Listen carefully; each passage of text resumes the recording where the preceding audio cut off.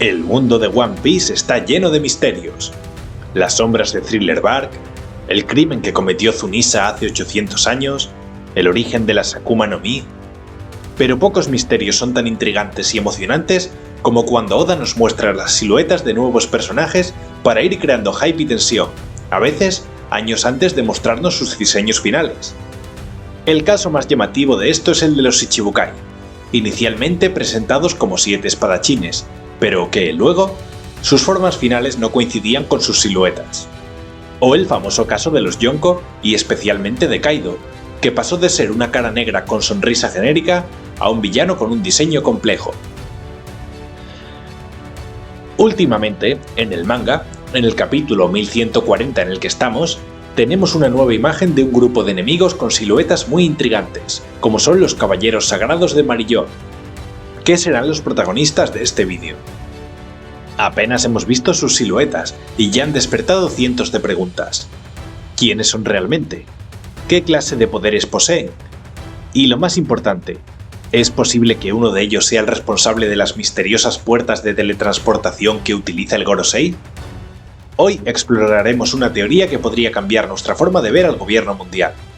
El usuario con el poder de generar portales y la misteriosa fruta que provocaría este efecto.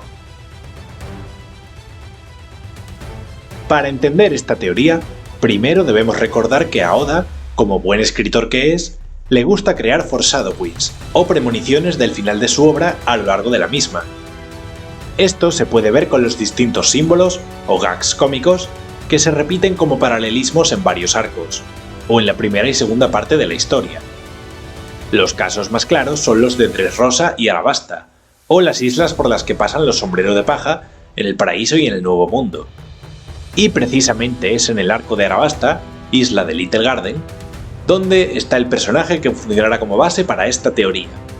Y no es otro que nuestra querida pero olvidada Miss Golden Week, quien poseía una habilidad similar a una Akuma no Mi, aunque en su caso no se confirmó que fuese una fruta del diablo, sino que Oda declaró que sus poderes provenían directamente de la hipnosis. Si recordamos, sus pinturas eran capaces de alterar las emociones de sus oponentes causando en ellos estados alterados, como la tristeza, risa, control mental, o hacer que las personas expresen sus verdaderos sueños, como vimos en una portada. Pero, ¿y si existiese una fruta con un poder similar, pero mucho más avanzado y letal?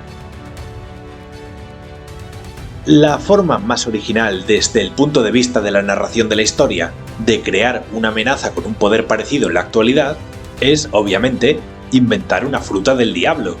Pero en este mundo ya hemos visto un poder muy parecido hace poco, y es que en el arco de Wano pudimos ver la Fude Fude no Mi de Kanjuro, que le permitía hacer realidad todo lo que dibujase, incluyendo animales vivos, armas y objetos con el único límite del talento artístico del usuario. Si lo pensamos, es un poder muy roto, aunque lo tenemos subestimado porque durante la historia fingió ser un mal dibujante, y no mostró su potencial hasta el final. Pero como descubrimos con la batalla entre Luffy y Katakuri, se comentó que existen dos niveles de frutas del diablo, o por así decirlo, frutas que tienen una versión más poderosa. Un ejemplo de esto serían la propia Gomu Gomu, cuando se pensaba que existía, y la Mochi Mochi no Mi de Katakuri, donde se dijo que, teniendo su poder básicamente el mismo concepto, la del comandante dulce era superior en todos los sentidos a la otra. También se ha argumentado que es lo que ocurrió con Ace y Akainu, siendo el magma la versión más poderosa de la fruta del fuego, siendo mucho más caliente y por lo tanto el nivel superior de este poder. O en el caso más claro, la Kilo Kilo no Mi de Miss Valentine y la Ton Ton no Mi de Match Vice, que son el mismo poder, pero la segunda era más poderosa, porque la Kilo Kilo no Mi tiene un rango máximo de 10.000 kilos y la Ton Ton no Mi de 10.000 toneladas, por lo que su nivel de amenaza en la serie fue mayor al salir más adelante en la trama. Entonces, intenta figurarte ahora lo que un usuario con el nivel superior de la fruta de Kanjuro podría hacer si fuera decenas o cientos de veces más poderosa. Partiendo del concepto del dibujo o la pintura, como estamos desarrollando, faltaría por explorar un tema que ha sido muy polémico esta semana, y es el de los tatuajes. Un tatuaje es un tipo de arte que consiste en inyectar formas o imágenes, que a veces son verdaderas obras de arte, en la piel utilizando distintas herramientas, normalmente piedras o agujas. Imaginemos una Akuma no Mi que permite al usuario tatuar o dibujar marcas en el aire, el suelo o incluso en los cuerpos de otras personas. Yo la llamo la Tatu Tatu no Mi. Cada tatuaje tendría un efecto distinto. Podría ralentizar a los enemigos, fortalecer a los aliados, generar ilusiones y, en definitiva, todos los poderes de Miss Golden Week y Kanjuro potenciados absurdamente. Y más importante aún, la capacidad de dibujar y abrir portales para teletransportarse. ¿Podría ser que los métodos de teletransportación del Gorosei sean en realidad obra de un usuario de esta fruta? Un maestro del tatuaje que, con un solo trazo, puede conectar cualquier lugar del mundo en un instante. Esta teoría viene apoyada por el hecho de que, como vimos en Egghead, los Gorosei se invocaron unos a otros usando círculos de invocación de fuego negro con unos signos muy extraños. Exactamente lo mismo que hemos visto en Elbaf con los primeros caballeros sagrados que se han mostrado. Durante mucho tiempo se teorizó si este poder era parte de una fruta, era una habilidad de los usuarios que se transportaban, o siquiera si estos eran usuarios, y el poder venía de alguna habilidad mágica de estas criaturas mitológicas. Ahora, lo interesante, y que tiene teorizando a toda la comunidad. Si suponemos que el poder procede de una fruta, ¿quién podría ser su misterioso usuario? Hay dos grandes candidatos. El primero es Imu. Sabemos muy poco sobre esta figura, aparte de sus conexiones con el siglo vacío y el control político sobre el gobierno, pero su dominio sobre el mundo podría estar vinculado a esta extraña habilidad. Durante meses se ha comentado que era él quien transportaba a los Gorosei a su antojo, que podía arrebatarles la vida desde la distancia, cosa que vimos, pero no sabíamos si era porque tienen un tatuaje o una marca en ellos. Sin embargo, también existe la posibilidad de que el verdadero portador de esta fruta sea uno de los caballeros sagrados.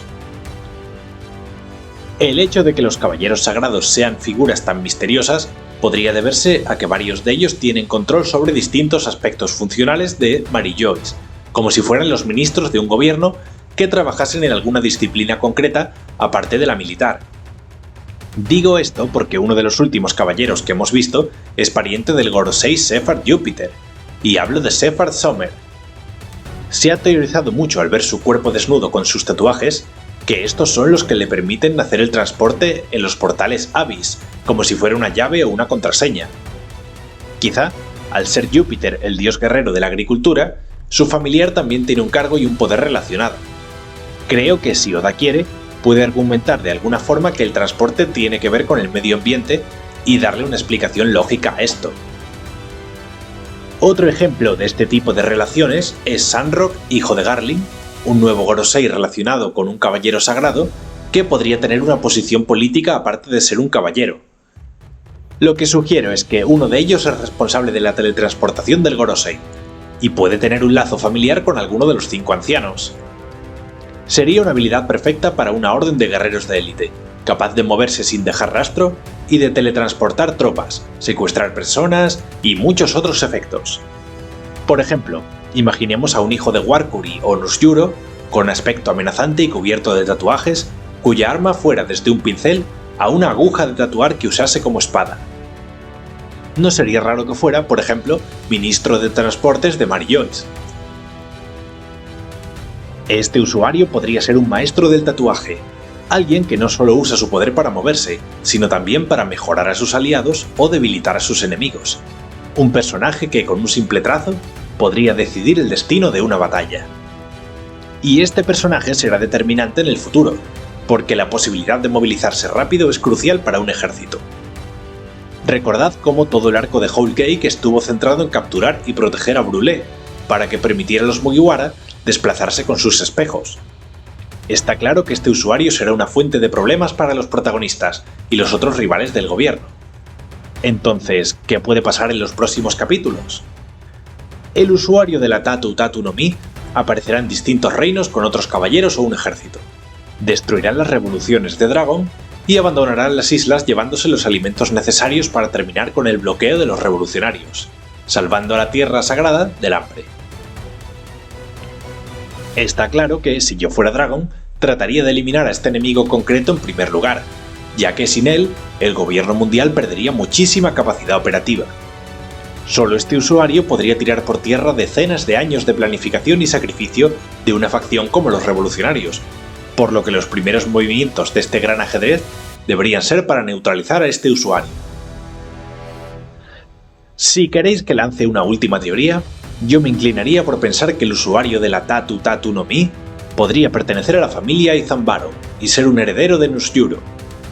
¿Por qué digo esto? Porque es el único de los Gorosei en tener un aspecto claramente japonés, o asiático en general, y los tatuajes han formado parte de este tipo de culturas desde la prehistoria. Solo tenemos que recordar lo comunes e impresionantes que son los tatuajes de miembros de mafias o clanes, o los significados tradicionales y espirituales que les confieren en muchas culturas asiáticas. Partiendo de esta idea, me gustaría imaginar al personaje Izanbaro con aspecto de tatuador japonés tradicional, fuerte y orgulloso, con un aspecto intimidante y dando dolor de cabezas con su poder a todos los piratas y revolucionarios del mundo bajo órdenes de Imu y Garly.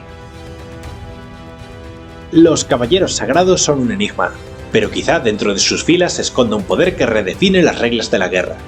La fruta de los tatuajes. Podría ser una de las habilidades más versátiles y peligrosas de todo One Piece. ¿Podría ser esta la clave del misterio de los portales del Gorosei? ¿Es Imu el verdadero portador de esta fruta? ¿O hay alguien más entre las sombras? Deja tu opinión en los comentarios y dime qué piensas. ¿Te gustaría ver un personaje con este poder en One Piece? ¿Crees que me habré equivocado o que mi teoría se cumplirá? Si te ha gustado este vídeo, dale al like y suscríbete para más contenido sobre el mundo de Oda. Nos vemos en un próximo análisis o teoría interesantísima sobre este mundo. ¡Hasta pronto, Nakamas!